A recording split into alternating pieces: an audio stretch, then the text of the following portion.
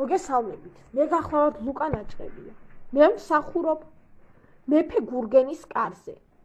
და ხშირად მიწევს მუშაო ელჩის ამბულაში. გურგენ მეფემ მე გამაგზავნა ბიზანტიაში, რადგან გამეგოთ როდის და როგორ გაქრისტიანდა ბიზანტია.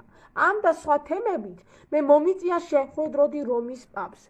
ძალიან დიდი გზა გამოვიარე ბიზანტიაში ჩასვლამდე. მაგრამ მე მაინც შევძველი, რომ ჩავსულიყავი ბიზანტიაში და ჩამეწერა ისტორიული წყაროები, რომელსაც მე თქვენ ვიდეოს სახით გთავაზობთ. სანამ ჩვენ რომელიმე ქვეყნის გაქრისტიანებაზე დავიწყებდეთ საუბარს, მანამდე ორიოდე სიტყვით მინდა მოიხსენიო ბიზანტიის იმპერია. ბიზანტიის იმპერია ასევე აღმოსავლეთ რომის იმპერია, ან უბრალოდ ბიზანტია რომის იმპერიის ტერიტორიის აღმოსავლეთ ნაწილში არსებულ ძირითადად ბერძნულოვანი სახელმწიფო გახდათ, რომელიც არსებობდა გვიანი ანტიკური ხანისა და შუა საუკუნეების პერიოდში. მისი დედაქალაქი იყო კონსტანტინოპოლი, ანუ დღევანდელი სტამბოლი, რომელიც თავდაპირველად დაარსდა როგორც ბერძნულოვანი კოლონია ბიზანტიონი. ქვეყანა გადაურჩა დასავლეთ რომის იმპერიის დაშლას და დაცემას მე-5 საუკუნეში და განაგრძობდა არსებობს კიდევ 1000 წლის განმავლობაში. 1453 წელს ოსმალეთის იმპერიის მიერ მის დაპყრობამდე. მისი არსებობის განმავლობაში იმპერია წარმოადგენდა ყველაზე ძლიერ პოლიტიკურ, ეკონომიკურ, კულტურულ და სამხედრო ძალას ევროპაში. როგორც ბიზანტიის იმპერია, ისე აღმოსავლეთ რომის იმპერია წარმოადგენს ისტორიულ ტერმინს იმპერიას. აღსანიშნავია მისი განადგურების შემდეგ. ბიზანტიის იმპერია წარმოადგენდა თეოკრატიულ სახელმწიფოს, რომელსაც უფლისნებით იმპერატორი მართავდა. ბიზანტიის იმპერია იყო თეოკრატიული, იმ გაგებით, რომ ქრისტიანული ფასეულობები და იდეები იყო იმპერიის პოლიტიკურ იდეალების საფუძვლად და მისი პოლიტიკური მიზნები მასზე იყო დამყარებული. ქრისტიანული ეკლესიის იერარქიული წყობილების გართულებასთან ერთად წარმოიქმნა მთელი რიგი ავტოკეფალიური, ანუ ეგრეთ წოდებული დამოუკიდებელი ეკლესიები, რომელთა სათავეში პატრიარქები იდგნენ. თავდაპირველად 3 ავტოკეფალიური ეკლესია იყო: რომის, ალექსანდრიის და ანტიოქიის. შემდეგ დამოუკიდებელი სტატუსი მიიღო იერუსალიმის ეკლესიამ, ხოლო მე-5 საუკუნეში კონსტანტინოპოლის ეპისკოპოსმაც მოიპოვა პატრიარქის წოდება. რომის პაპსა და კონსტანტინოპოლის პატრიარქს შორის მუდმივი განხეთქილება იყო. თუ დასავლეთში ეკლესია ცდილობდა საერო ხელისუფლებაზე უპირატესობის მოპოვებას, აღმოსავლეთში კი ეკლესია და სახელმწიფო ერთად მუშაობდა. შესაბამისად, აღმოსავლეთი ჯობნიდა დასავლეთ იმპერიას ეკლესიის მმართველობით და ზოგადად სახელმწიფოს მმართველობით. ბიზანტიის საერო და სასულიერო ხელისუფლების ერთიანობის კონვენციას დიარქიის იდეა დაედო საფუძვლად. ამ იდეის თანახმად საერო ხელისუფლება განაგებდა ქვეშედგომთა საერო, ხოლო სასულიერო ხელისუფლება სულიერ ცხოვრებას. დიარქიის იდეის მთავარი პრინციპი ფუნქციათა განაწილება და მოვალეობათა ერთიანობა იყო.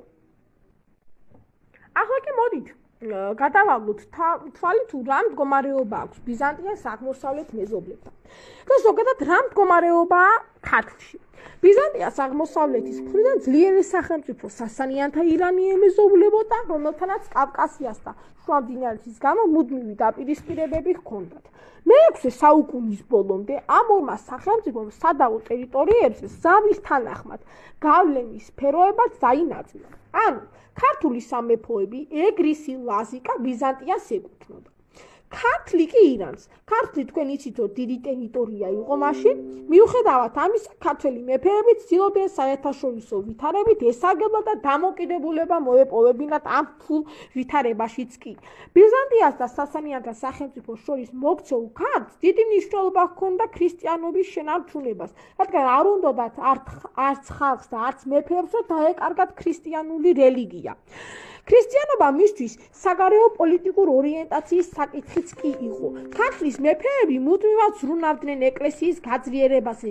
ამ ფულ მდგომარეობაშიც კი ვახტანგ ორგასალმა რელიგიური რეფორმა გაატარა და ბიზანტიიდან კათალიკოსად პეტრე მოიწვია. მანამდე ქართლის ეკლესიას მთავარეპისკოპოსი მართავდა, რომლის კათედრაც მცხეთაში, ქვეყნის იმდროინდელ დედაქალაქში გახდათ. დიახ მეგობრებო, მცხეთის დედაქალაქი იმ დროს საქართველოს დედაქალაქი იმ დროს იყო მცხეთა. და ჩვენ ასევე ისიც ვიცით, რომ მთავარ ეპისკოპოსი ანტიოქიის პატრიარქს ემორჩილებოდა. კათოლიკოსების დაწესება ქართული ეკლესიის ავტოკეფალიის დაწყებას ნიშნავდა და ძალიან დიდი მნიშვნელობა ჰქონდა ამას საქართველოსთვის და ასევე ქართველი ხალხისთვის. ქრისტიანულ სამყაროში სულ რამდენიმე ავტოკეფალიური ეკლესია იყო, რასაც მე მანამდეაც ვისაუბრე, ესენი იყო რომის, იერუსალიმის, ანტიოქიის, ალექსანდრიისა და კონსტანტინოპოლის საპატრიარქოები გახდათ. ახლა მოდი მოკლედ ვისაუბროთ ზოროასტრის მზე. ანუ იგივე მასდიანობაზე. ერთ დროს სასანეიდური სპარსეთის ოფიციალური რელიგია, რომელმაც მნიშვნელოვანი როლი შეასრულა სპარსეთის, აქამეიანთა და პართთა იმპერიებში. რელიგია ასევე ცნობილია როგორც ზართუსტრიზმზე. ზოროასტრიზმის მიმდევართა გეოგრაფიული არეალი ერთ დროს ანატოლიიდან სპარსეთის ყურემდე იყო გადაჭიმული და მათი რიცხვი მილიონებს შეადგენდა. მისი მიმდევრები დღეს სამხრეთ ამერიკაში, ირანის და ამ ხალხთა უცხო ქვეყნების დიასპორაში ხვდებიან, არც ისე მრავალრიცხოვნად. თუმცა რელიგია დღესაც ცოცხალი და დინამიურია. 30 წელს ლეონ მესამე ისრაელმა აკრძალა ხატების თაყვანისცემა. ამ აკრძალვის შედეგად გახდა ათასობით ხატის, მოზაიკის, ფრესკისა თუ ქანდაკების განადგურება. ხატმებრძოლეობა შეეხო რავენის საექროსაც. რომის პაპებმა შეაჩვენეს ბიზანტიელები და ლეონ მესამე პაპების ბრძანებით ისრაელში ბიზანტიელი მოხელეების შევიწროება და დევნა დაიწყო. ლეონ მესამეს კი მონასტრები და ეკლესიების ქონების ხელში ჩაგდებას ცდილობდა. ხატმებრძოლეობა ოფიციალურად იქნა აღიარებული 754 წელს საეკლესიო კრებაზე. მოგვიანებით ის არაკანონიერად გამოცხადდა. იმპერატორ კონსტანტინე მეხუთეს მხარდაჭერით დაიწყო ხატების თაყვანისცემელთა განსაკუთრებით კი სულიერი პირების დევნა. თუმცა მოგვიანებით 787 წელს ნიკეის მეორე საეკლესიო კრებაზე დედოფალ ირინეს მხარდაჭერით გაუქმდა. 754 წლის საეკლესიო კრება გადაწყვეტილება და აღდგა ხატების თაყვანისცემა. ახლა კი მოდით მოკლედ ვისაუბროთ კაროლინგების დინასტიაზე და ასევე შევეხოთ პიპინ მოკლეს. ფრანკთა სახელმწიფოში ბოლო მაჟორდომი პიპინ მოკლე გახდათ. პიპინის მხარდაჭერისთვის უხვად ასაჩუქრებდა ერთგულ რაზმელებს, მფარველობდა ეკლესიას. ეკლესიასთან კარგი დამოკიდებულების გამო მან რომის პაპის კეთილგანწყობა დაიმსახურა. 751 წელს კი საერთო სახალხო კრებაზე ფრანკებმა მიიღეს გადაწყვეტილება ყველა წასულიყო რომის პაპთან და დაესვათ მისთვის კითხვა.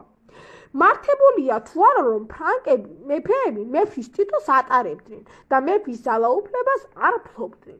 პაპმა უპასუხა, ნებისმიერი მეფის ძალაუფლების წყარო უნდა იყოსო ხალხი.